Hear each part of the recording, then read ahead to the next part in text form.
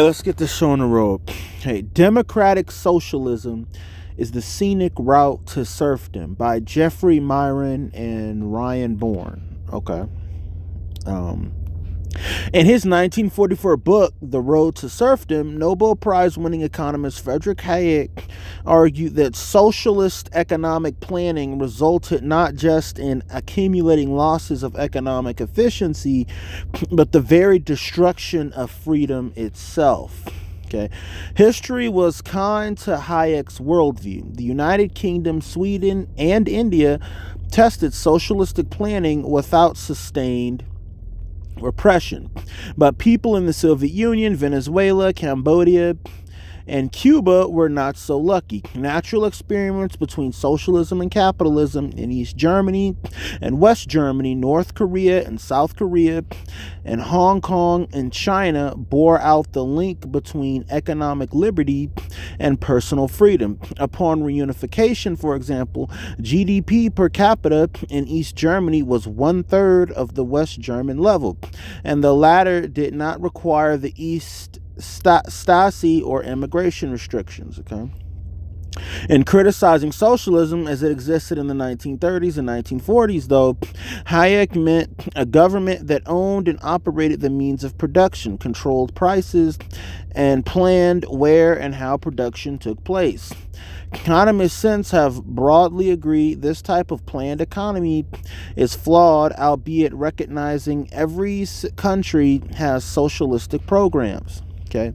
In 2019, socialism is enjoying something of a revival in American politics.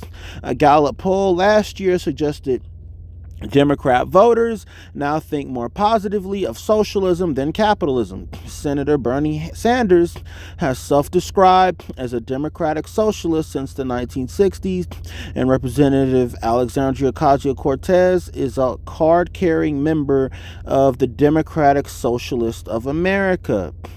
Okay. I like that too. Okay. Interestingly, these modern socialists do not rhetorically echo their predecessors' definition. To me, socialism doesn't mean state ownership of everything, Bernie Sanders has said. It means creating a nation in which all human beings have a decent standard of living. Okay. Lest we think socialism merely a lofty aspiration, Bhaskar Sankara, editor of Jacobin magazine, recently claimed the key plank of socialism today is an expansive welfare state entrenching certain economic activity, such as health care and child care, as social rights. Social democracies, such as Sweden, have been held up by Ocasio-Cortez as her vision for the future. Okay. Superficially, this seems good news. If the socialism label now describes social democracy, capitalist economies with highly redistributive welfare states, then the Red Scare is overplayed. We need not worry about Hayek's highway to Havana, but can debate taking the streets to Stockholm. Some liberals even endorse a grand bargain with socialists, more social welfare in exchange for a lightly regulated economy with a well-designed tax system to generate high levels of income to redistribute. Okay. Alas, this sanguine view is delusional. Today's socialists, while jettisoning desire for direct government ownership, would put us on a path to Hayek's destination, albeit via the scenic route. Their vision implies far more intrusive government than the social democratic rhetoric suggests.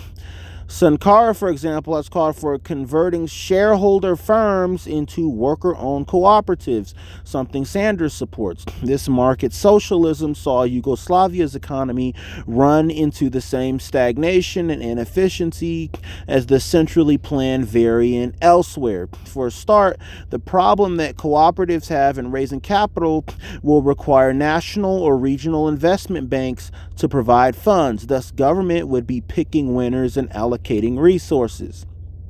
Far from letting markets rip, the Green New Deal, or G&D, advocates placing the economy on a war footing to reach a net zero carbon target within 30 years, including overhauling the transport sector and converting all buildings to make them energy efficient. This is the antithesis of market-led decision making.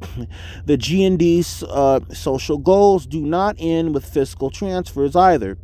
A jobs guarantee paying a family wage would see the federal government become the world's largest employer, placing workers into its favored environmental infrastructure and caring sectors. The G&D also demands emboldened labor unions, strengthened labor market regulation, and beefed up trade rules to protect domestic workers and manufacturing. Elsewhere, socialists have extolled free college, breaking up financial institutions, and a $15 minimum wage. Okay. Far from a broad-based pro-growth tax system to deliver the revenues for this agenda, modern socialists range from favoring direct money printing, aka modern monetary theory, a view dismissed as nonsense by every reputable economist across the spectrum, to endorsing the extraordinarily high distortionary tax rates on the rich. In fact, some want punitive tax rates to reduce inequality, even if this raises less revenue. Okay, where today's socialists want more generous social protections through guaranteed health care, child care, and other benefits in kind, the distinction between government ownership and financing will be illusory in practice. Once government covers the cost of service, it sets limits on how much it pays as the major consumer, creating de facto price controls. Governments attach conditions to their spending too, defining who can work in an industry or the standards producers must meet. These regulations create shortages in high-cost areas, necessitating subsidized provision to meet demand. Before long, the industry is effectively nationalized through regulation. Okay.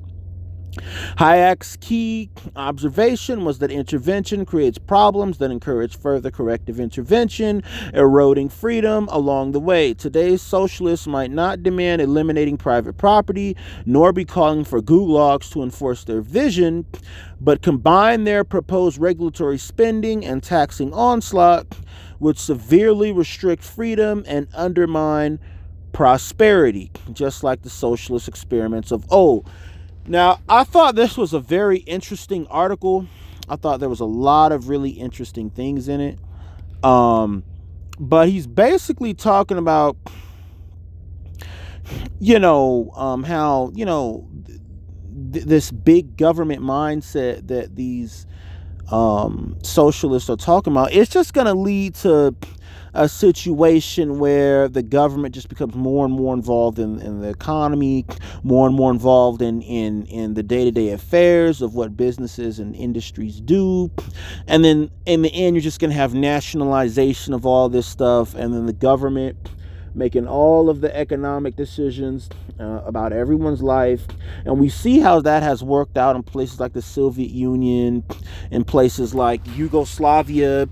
You see the Bernie Sanders, people like that, and the Bhaskar Shankara talking about collective ownership of markets, but that was disastrous for Yugoslavia. It created a lot of inefficiency. It created a situation where businesses were not able to, and industries were not able to meet demand, so they needed more government subsidies and more government intervention and stuff like that. And I'm not for all that. I'm really not for all that. I'm not a fan of Bernie Sanders or Ocasio-Cortez or any of these socialists. I don't believe in collective ownership of markets. I think that's silly. I think the stock market works just fine as long as people apply themselves and learn about investing and stuff like that. You can make the system work to your benefit.